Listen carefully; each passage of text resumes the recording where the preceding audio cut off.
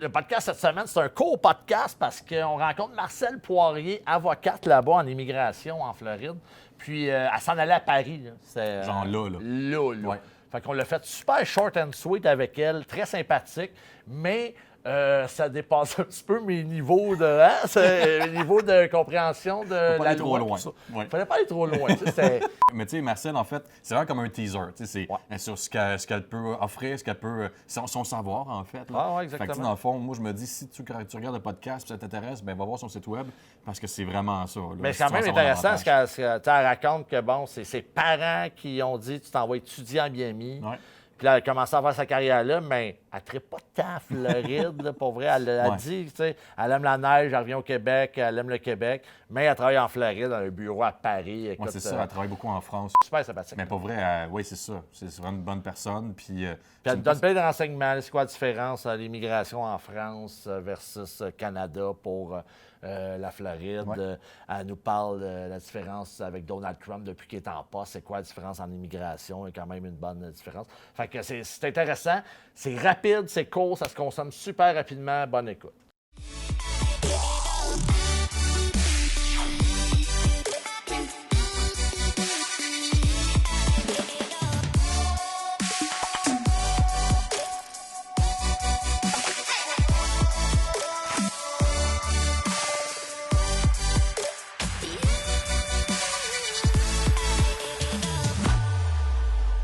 Salut, ça va Florida? Yes, aujourd'hui, nous sommes avec Marcelle Poirier, avocate en immigration. Bonjour. Bonjour, Comment ça va? ça va bien, et toi? Oui, ben oui, ça va bien. Good.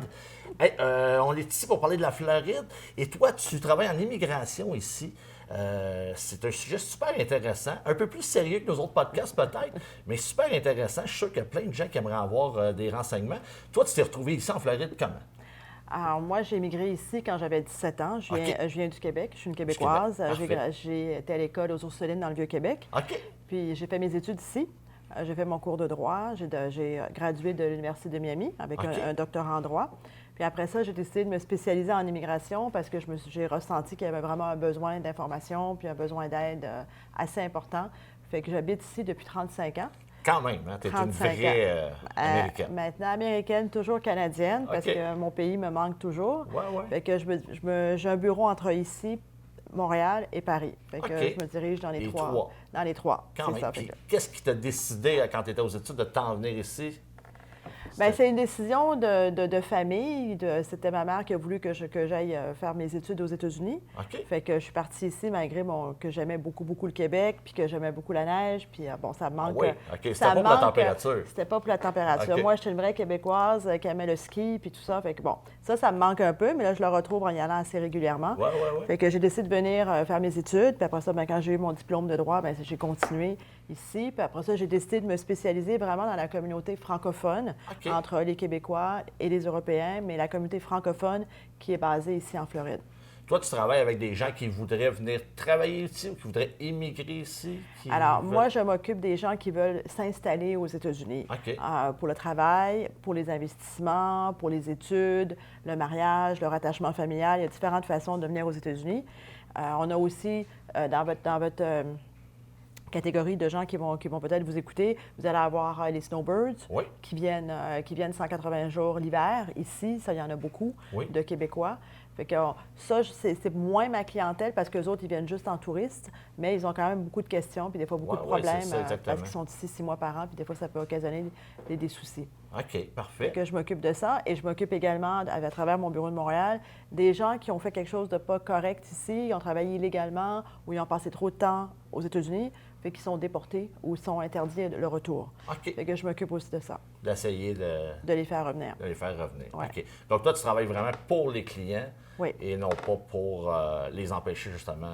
Tu es vraiment du côté des clients. Oui.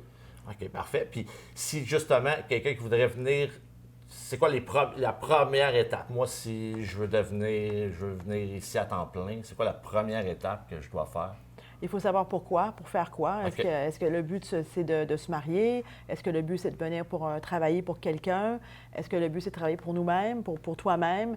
Alors, la première question, c'est de savoir qu'est-ce que tu veux faire aux États-Unis? C'est OK. quoi exactement le projet? Et selon le projet, il faut déterminer le plan d'immigration, qu'est-ce qui est possible et pas possible. C'est sûr que avec l'administration actuelle, c'est plus difficile que c'était. On voit une mais il y a différence, toujours ouais? oui, on voit une grosse il y a une différence. Mais on essaie toujours de trouver, moi c'est mon travail, c'est de trouver Ouais. le parcours, le chemin pour immigrer aux États-Unis. Fait que si je veux immigrer, pour moi, mettons, la façon la plus facile, c'est une mariée américaine? Facile, oui, puis non. Facile en termes d'immigration, oui. En OK. termes personnels, ça peut être plus compliqué, mais Ouais. il faut que ça soit un vrai mariage, parce OK. qu'un faux mariage, Ça fonctionne pas. c'est de la fraude, puis c'est du pénal, puis c'est de la OK. prison, puis les Ah gens oui? se font arrêter et se font mettre en prison pour quelques années avant de se OK. faire déporter. Oui, fait que mariage, c'est une option. Après ça, bien, il y a des visas de travail. Pour les Canadiens, bien, c'est sûr qu'on a le TN, qui est plus facile que d'autres pays, que on a la chance d'avoir ce visa-là. Et ça, c'est quoi? C'est un visa de professionnel OK. pour les gens qui veulent venir travailler au niveau professionnel. Donc, il faut avoir des études, j'imagine, certains... Ou de l'expérience. OK. Ou de l'expérience dans certains domaines. Certains domaines. C'est pas tous ça. les domaines qui sont acceptés. C'est ça. Comme animateur de podcast, moyen, Non, ça ne serait pas partie d'un TN. ça sera non. pas là-dedans. Fait que c'est quoi, vite, les domaines, les principaux domaines? Bien, les plus gros qu'on utilise, nous, bien, il y a le TN pour les Québécois. On utilise beaucoup le visa investisseur. Les OK. gens qui viennent créer un business ici. Ouais. C'est pas nécessairement des gros montants comme tout le monde pense. Fait que on a le visa E2 qui est le visa investisseur. On a aussi le visa de filiale, les gens qui ont une compagnie au Canada qui viennent s'installer ici. OK. Après ça, c'est les plus grandes lignes. C'est ceux-là qui sont le plus utilisés. Ouais. Pour les Québécois. Après ça, les Québécois, eux, ils ont 6 mois par année qui peuvent venir en vacances. Fait que ça, eux Ouais. autres, ils utilisent beaucoup. Mais en termes d'immigration, ça serait le rattachement familial, le visa investisseur, le visa de TN et puis le visa de filiale. C'est ça OK. qui tourne le plus pour les Québécois. Pour Puis les Canadiens. gens qui sont en vacances 6 mois, ils peuvent pas travailler ici. Non, ils ne peuvent pas travailler. c'est Puis vraiment des ils ont beaucoup de difficultés parce que leurs 6 mois, ils ont de la difficulté à comprendre comment le calculer. Ouais. Surtout les gens qui sont plus âgés, ils pensent que le 6 mois, c'est l'année calendrier, puis que ça commence le 1er janvier, puis ça finit le 31 OK. décembre. Puis c'est pas nécessairement comme ça le calcul qui se fait. Fait qu'il y en a qui ils ont beaucoup de problèmes aux douanes parce qu'ils font leurs 6 mois, ils pensent que ça se termine au 31 décembre, ils recommencent, repartent. puis ils reviennent, ils viennent l'été, ils vont aller au Maine, ou ils pensent que les Maine, c'est pas vraiment les États-Unis, mais... OK. Fait que ça a des gros problèmes, parce que même s'ils ont 80 ou 90 ans, ils peuvent quand même se faire barrer des États-Unis. Fait qu'ils peuvent passer les 6 mois, mais après ça, l'été, fini. ils peuvent pas aller au Orchard, Non. à Plattsburgh, Non. ils peuvent plus traverser les douanes. Les Québécois, ils ont le problème avec les 6 mois, beaucoup. Et l'autre problème qu'ils ont, c'est que tous les 7 ans, l'assurance maladie du Québec laisse les gens quitter pour 1 an sans perdre l'assurance maladie. Fait qu'ils pensent que, vu que le Québec les autorise à partir pendant 1 an, ils peuvent passer 1 an aux États-Unis. Fait que ça, Ce qui c'est est pas un le autre, cas. ce qui n'est pas le cas. OK. Fait que ça crée des problèmes d'illégalité, puis ils se font arrêter aux douanes. C'est assez Puis compliqué. la procédure, quand on se fait arrêter aux douanes, là, c'est un questionnement. Un questionnement, puis après ça, souvent, ils se font barrer des États-Unis, puis après ça, le retour est très, très difficile. Et là, ils t'appellent C'est ça. pour savoir comment je fais pour rentrer aux C'est ça. États-Unis. À mon bureau de Montréal, c'est un peu les consultations que je fais à Montréal, c'est 90 de cas comme ça. OK. Des gens qui ont mal compté leurs jours, qui ont été barrés, des gens qui ont travaillé illégalement, des gens qui ont des problèmes criminels, qui sont plus capables de revenir, des violations d'immigration. Fait que c'est un peu tout ça que je fais à mon bureau de Montréal. OK. Puis êtes-vous une grosse communauté d'affaires de Québécois, justement, d'origine ici? Oui, quand même. Floride? Dans le sud de la Floride, on est quand même plusieurs Québécois qui ont monté des business. On en a beaucoup dans les hôtels, dans les motels, dans le golf, moi dans le droit.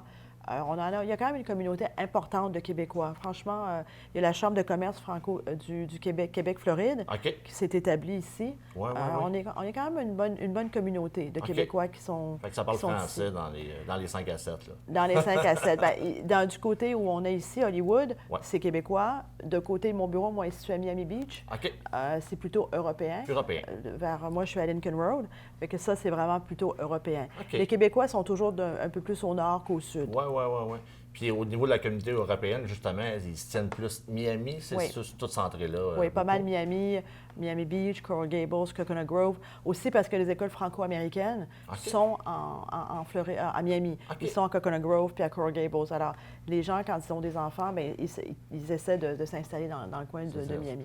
Puis est-ce que les règlements, justement, pour l'Europe, c'est les mêmes qu'au Québec pour Non, l'immigration? non. C'est un peu, c'est essentiellement la même chose. La seule différence importante, c'est que les Québécois, ils ont 6 mois en touriste, Oui. tandis que les Français, ils ont 2 fois 90 jours. Ils n'ont pas 6 mois consécutifs. OK. Ça, c'est une différence qui est la Ils plus doivent importante. retourner. Oui, Se rapporter. oui. dans- Repartir et revenir. OK. Ah oui. OK. Ils ne peuvent pas passer l'hiver ici au complet. Non, non, pas les OK. Français, pas les Européens. Ah, puis C'est pas que les Français, c'est les Européens. C'est ça, c'est un règlement de l'Europe. C'est une convention entre l'Europe et les États-Unis. OK, c'est des conventions. Fait que les États-Unis ont des conventions avec chaque Pays, pays. c'est ça. Ah, Ouais. c'est bon Des à savoir. traités. Bien intéressant. Puis sinon, si on y va de côté un petit peu plus léger, tes coups de cœur en Floride, qu'est-ce qu'on peut faire en Floride? Bien, les coups de cœur. C'est moi, bien sûr, ça fait 35 ans que je suis là, fait que la plage, ça m'attire plus. Là. Plus ben, ouais, j'aime c'est ça aller, j'aime ça aller courir, j'aime ça aller marcher sur la plage, mais c'est pas quelque chose que je vais faire comme la majorité des Québécois. J'aime bien sûr les bons restaurants sur Miami Beach. Ça, c'est ce que j'aime faire quand je suis ici en Floride. Et puis essayer de passer du temps avec ma fille, aller avec ses cours d'équitation, des choses comme ça. Moi, j'ai pas beaucoup de temps de disponible Non, c'est avec ça. tous les Beaucoup voyages. de voyages. Alors voilà, moi, mes coups de cœur, c'est plutôt les bons restaurants, aller marcher, courir à la plage et puis passer du temps avec ma fille. Génial. Mais je pense qu'on a fait pas mal le tour pour ce qui est de ça. C'était une super belle rencontre. Puis je pense qu'on a Merci. vraiment des bons renseignements. Si jamais on voudrait communiquer avec toi pour justement tes services, de quelle façon on peut te rejoindre? Bien, je suis facile à trouver. Vous tapez Marcel Poirier sur Ouais. Google, mais sinon, c'est marcelpoirier, @marcelpoirier.com. On peut me rejoindre à mon bureau de Miami, mon bureau de Montréal. Je pense que tu me disais tantôt que tu avais aussi une chaîne YouTube qui fonctionne Oui. très bien. Oui, je suis sur Facebook, je suis sur YouTube. J'ai pas mal de gens qui me suivent sur YouTube parce qu'on fait pas mal de vidéos d'informations OK. qu'on diffuse sur YouTube sur différents sujets. Alors, j'ai quand même pas mal de gens qui nous suivent sur YouTube. Fait que ça, c'est la chaîne YouTube, Instagram et puis Facebook. Parfait. Fait que ça peut répondre à plusieurs questions Oui. déjà avant même de communiquer Oui, avec si toi. les gens ont des questions sur différents sujets, le plus facile, c'est d'aller sur ma chaîne YouTube ou sur mon site Internet et on met toutes les émissions qu'on a enregistrées, les vidéos avec les majorités des questions. OK. Bien, merci beaucoup, Marcel. C'est un plaisir. Ça a été une Merci belle à vous rencontre. autres. Merci. Merci. Merci. Bye bye. Salut, ça va? Bye-bye.